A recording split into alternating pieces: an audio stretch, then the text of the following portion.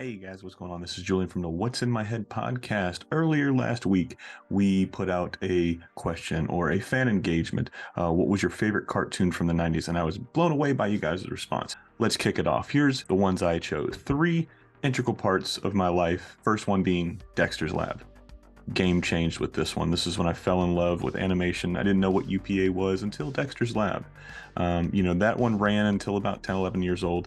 And then once I start hitting preteen, age, Hey Arnold comes into my life, teaches me all about what a human's supposed to be: good, kind-hearted. Craig Bartlett, the creator, Hey Arnold, said that Arnold was like a Buddha. Everything kind of revolved around him in the world of Hey Arnold. Where everything didn't really revolve around me in my world, I really learned how to navigate life through Hey Arnold.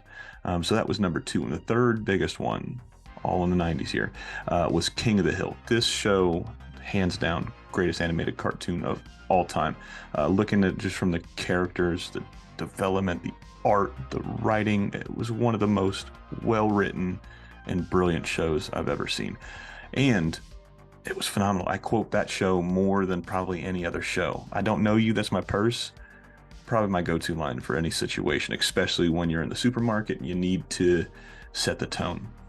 So there was some fans that wrote in. I picked five, one from each one, two from Facebook, I believe. The ones that really stuck out the most. So, like I said, if you didn't get yours read, make sure you submit them.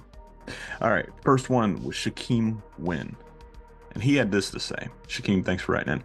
Behind this, Batman the Animated Series was a show I hadn't seen the likes of since the original Johnny Quest eps from the 60s. The writing, the animation, the voice cast, all top-notch, and it had a profound impact on me. Now, Johnny Quest is one of those shows specifically that I absolutely love, and I recall when I think of Hanna-Barbera, I think of Johnny Quest. Now, when I think about my youth, I also think of Batman the Animated Series. This show, perfect show from start to finish. I can't think of one episode that I did not love. Rest in peace, Kevin Conroy, the Batman. There was many people that put on the cowl, but Kevin Conroy was the embodiment of Batman. And that's the voice I hear every time I read Batman comics. Mark Hamill, voice of the Joker. Every time I read Batman comics, those are the two voices I draw back to. So I can't agree more. Al Daniel, another great guy, man. Rocko's Modern Life. I loved it as a kid for its parallels to Looney Tunes, the casual gags, energy, the general zaniness. And he said, now I love it as an adult for its similarities to The Simpsons, sly, relentless social commentary, the intricacies of modern American life. I can't agree with this one more. Now here's two things. Rocco, I was not allowed to watch as a little kid. I actually had to sneak around and watch that one in Rugrats. You guys have heard that story before. But that show specifically, when I think about the 90s, very hard to think of another show that does not portray the 90s like Rocco. And you've got the Simpsons that are thrown in there as well. Now, as a little kid, I couldn't watch that one. So I had to sneak around. Nobody wanted a kid like Bart Simpson. Nobody wanted, a kid like Angelica. So the Simpsons specifically, man, I couldn't appreciate it when I was younger. I said a lot about a lot of shows, Samurai Jack being one of them. I couldn't appreciate it when I was younger. I knew they were great. I just did not know how great they were. And to be culturally relevant for as long as I've been alive. I mean, they came out the same year I was born in 1989. So it's here to stay. So we got a couple more. Space Amundo. This one I really loved. Powerpuff Girls was the one that stuck out to him. I love how it brings so many different influences together. Refuses to be just a girl show in order to appeal to the larger and different audiences. I could not agree more. When I was a younger kid, I guess. That's stupid. When I was younger, I used to have to talk my friends into watching Powerpuff Girls. Everybody looked at it from the outside saying, oh, that's a girl show. Couldn't be further from the truth. Like I said, between Gandhi and Craig and folks like Robert and Zeddy, I fell in love with a studio called UPA, and I didn't understand why I liked UPA before I even knew what UPA was, because that was the art style that influenced them the most. Powerpuff Girls is one of those shows I love. Mojo. Space Amundo, I can't agree with you more. Powerpuff Girls, top tier for sure. Ricky from the Spoiler Force podcast, man, one of my favorite people out there. He picked three, right? So Dexter's Lab, great choice.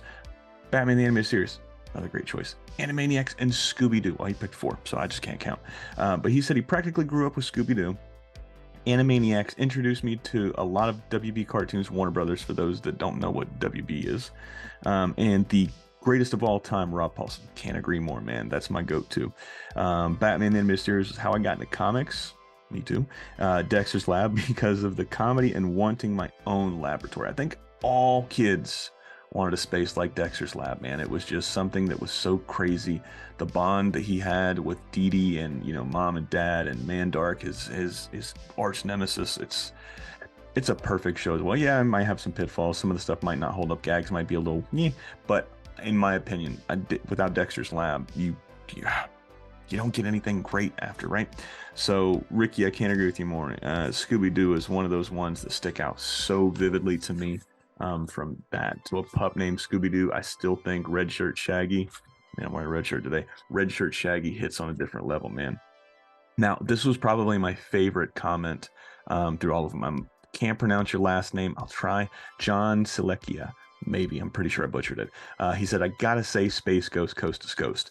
Now, what's funny about this one is not only is the intro for our videos now loosely based off of this one. I love the nothing more 90s than Space Ghost Coast to Coast. Go back and watch these episodes. It might seem a little campy, it's supposed to be, but without this show, and Betty Cohen said it on my show, and I believe Brian Miller as well, the general manager for Cartoon Network Studios and the first president of Cartoon Network, both said without Space Ghost Coast to Coast, Cartoon Network probably doesn't kick off, man. That was all at the behest of Mike Laszlo, a goat in this industry.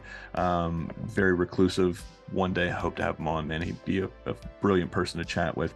But without Space Ghost Coast to Coast, Cartoon Network doesn't exist. My opinion. This is a show that is seminal. It's a show that many people overlook, and it's a show that you for sure should go back and visit before they take it off of HBO Max, man. Well, like I said, this has been the fan engagement. Thank you guys so much for listening, watching, interacting. If you guys had fun with this, make sure you share it. The next question is greatest Nicktoon of all time, and go drop it in the comments below. Next video we do, we'll read a few comments. Well, thanks, man. This has been Julian. It's been the What's in My Head podcast, and this has been another piece of your childhood. Good night.